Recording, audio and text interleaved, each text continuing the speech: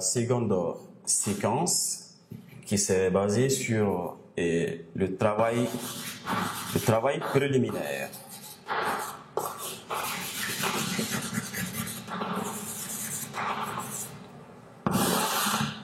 Le travail préliminaire, ce qu'il faut faire en amont.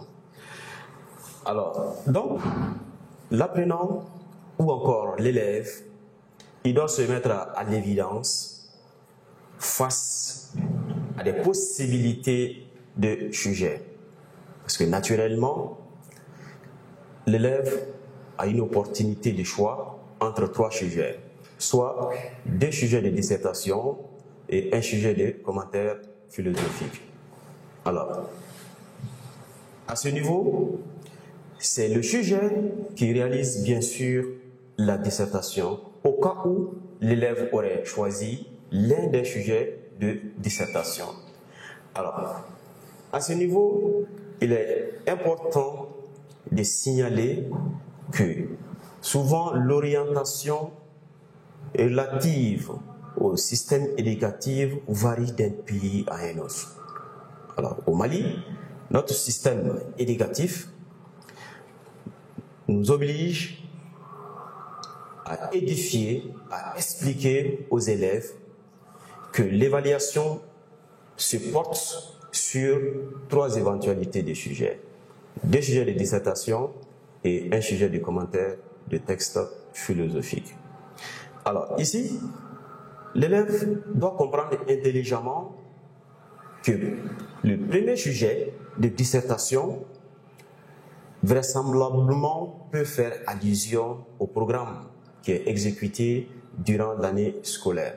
Par exemple, si nous prenons le programme de la TSS, la science, les terminales sciences économiques et terminales sciences sociales, nous allons voir que ce programme-là est constitué en 3 unités d'apprentissage.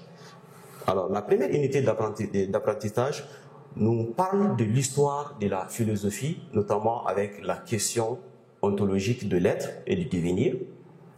Alors, donc, si le premier sujet de l'examen ou encore de la composition, ça peut être n'importe quelle évaluation possible. Alors, si le premier sujet fait allusion au programme, notamment à la première unité d'apprentissage, tant mieux. Alors, l'élève saura s'en sortir parce qu'on suppose que l'élève va passer maintenant le temps nécessaire pour apprendre, pour bénéficier l'animation de ce programme-là en classe. Donc, si c'est le cas, ça tombe bien. Alors, le second sujet aussi peut être porté sur la question de la culture générale ou encore une question d'actualité. Alors, c'est ce que nous constatons quand même dans ces dernières années en examen. Donc, il est utile quand même d'attirer l'attention des élèves, des candidats, face à des possibilités de choix des sujets. Et le commentaire de texte est en dernière position, c'est-à-dire le 3e sujet. Et le commentaire peut être basé sur n'importe quel thème en philosophie, que ce soit sur le bonheur, la liberté, la justice, la paix, etc. Donc, ce travail préliminaire commence d'abord par le choix des sujets.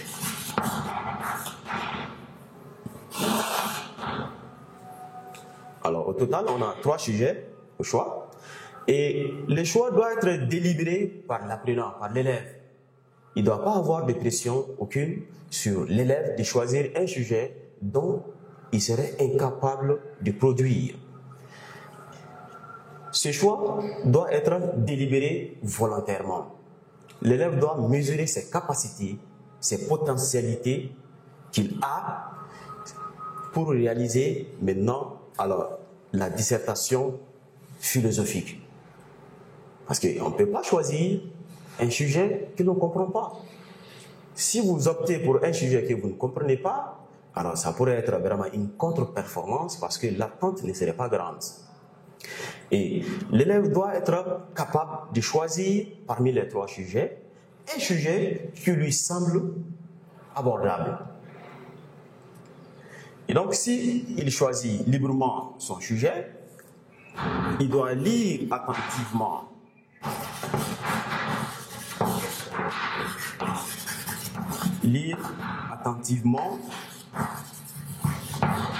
le sujet en vue de le comprendre.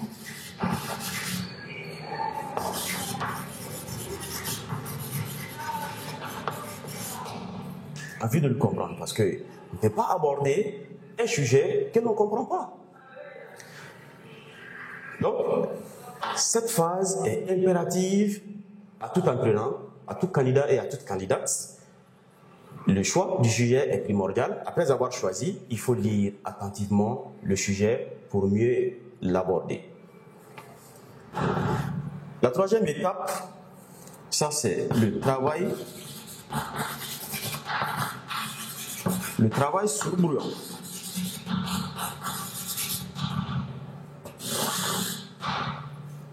Le travail sur brouillon, c'est un travail aussi qui est nécessaire parce que la dissertation philosophique demande une réflexion constante.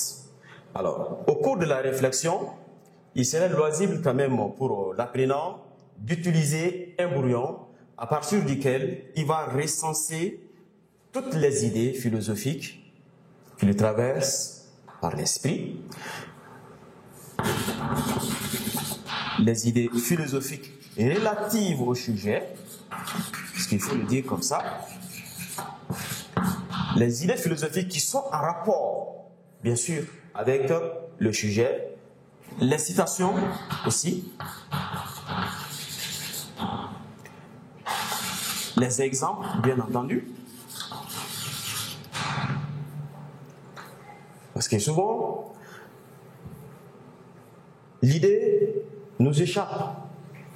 Au cours de la réflexion, tu peux penser à une idée qui peut convenir à un argument dans le sujet, mais si vous ne recensez pas l'idée, alors plus tard vous pourriez oublier. Et donc, ça va être un désordre. Parce que vous êtes amené à bien coordonner vos idées, à bien coordonner votre raisonnement. Donc, c'est dans le souci de bien réaliser un travail de dissertation que vous devez travailler d'abord sur le brouillon. Donc, après avoir recensé les idées philosophiques, les citations, les explications, qu'est-ce qu'il faut faire? Il y a l'orientation de la réflexion. L'orientation de la réflexion est aussi nécessaire parce que vous êtes en dissertation philosophique.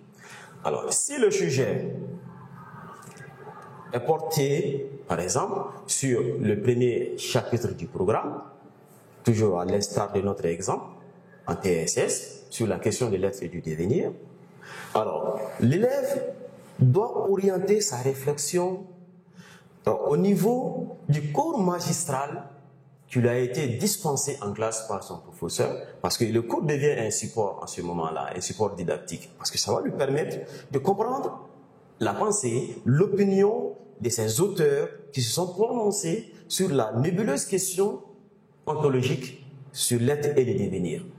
Donc, à ce moment, il va répertorier sur son brouillon la pensée de ces quelques auteurs qu'il va énumérer sur son brouillon.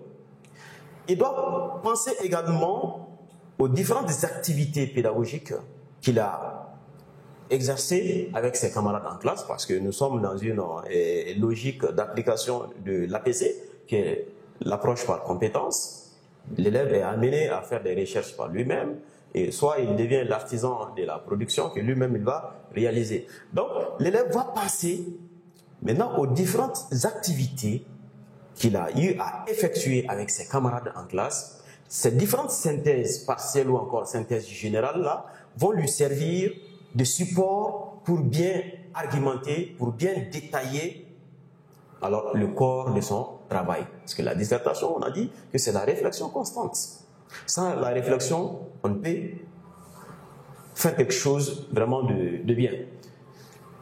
Et maintenant, ce n'est pas tout. L'orientation de la réflexion va au-delà de la classe, va au-delà de ses propres recherches.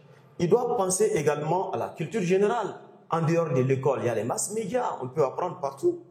Donc, il doit orienter sa réflexion vers de bonnes perspectives en vue de pouvoir argumenter convenablement alors, les différentes parties de sa dissertation à l'aide des citations, bien sûr, et des exemples. C'est pourquoi on demande à l'élève de bien orienter sa réflexion. Parce que ça va lui permettre de bien coordonner, de bien faire une orientation alors, logique de son raisonnement. Après, on a la gestion du temps.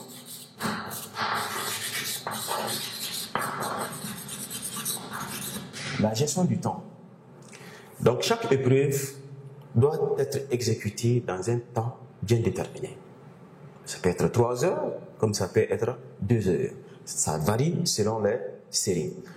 Alors, si nous sommes toujours dans la logique de la TSS, alors la philosophie, la durée c'est 4 heures à l'examen, 4 heures de temps. Donc, pour gérer ce temps-là, l'élève doit être vraiment en mesure de bien exploiter son temps. Parce qu'il y a un travail préliminaire qu'il doit effectuer. C'est-à-dire le travail sur le brouillon, il doit recenser les idées, les arguments, la pensée des auteurs, les citations des différents auteurs, les exemples qu'il pourrait lui-même avancer pour étayer ses arguments. Alors, ce temps doit être consacré pour ce travail préliminaire-là. Et ensuite, il est amené à reproduire tout ça au propre. Puisque la dissertation comporte 3 parties essentielles, l'introduction, le développement et la conclusion. Nous allons aborder ça ultérieurement. Pour le moment, ces conseils permettront à l'apprenant de bien faire la dissertation alors pour être à la hauteur des attentes auxquelles le professeur pourrait vraiment être satisfait. Donc, la gestion du temps est capitale parce que souvent, on constate que certains candidats, face à un sujet, ils sont complètement déboussolés. Pourquoi? Parce qu'ils n'arrivent pas à opérer un choix parmi les 3 sujets. Ils voient que le premier sujet n'est pas à sa portée, le second c'est pareil, le commentaire de texte n'en parlons pas. Et du coup, il est frustré. Donc ça peut être un facteur vraiment de nature à compromettre une bonne dissertation. L'élève doit être confiant, il doit être vraiment rassuré que parmi ces 3 sujets, il serait capable d'opérer un choix et il serait en mesure de se défendre dans ce sujet-là. Donc, la gestion du temps, comme je l'ai dit tout à l'heure, est primordiale parce que l'élève est amené à faire une production dans un temps record. Parce que si nous comprenons bien, au Mali ici, on a un système de notation, c'est-à-dire une méthode d'évaluation qui va dédier des points à chaque partie de la dissertation. Si nous prenons l'introduction, il y a un nombre de points qui est dédié à l'introduction et un nombre de points qui est dédié aussi au développement et à la conclusion. Donc nous verrons ça ultérieurement. Donc pour ne pas tomber dans une situation désagréable, l'élève doit il doit vraiment gérer judicieusement son temps parce que la réflexion doit être constante. Pour pouvoir argumenter, il faut réfléchir beaucoup. Il faut réfléchir aux cours magistraux, comme je l'ai signalé tout à l'heure. Il faut penser aussi aux différentes citations des auteurs. Il faut savoir donner des exemples qui peuvent étayer votre argumentation. Donc c'est un travail vraiment qui demande beaucoup de concentration. C'est pourquoi la gestion du temps doit être vraiment importante pour l'élève.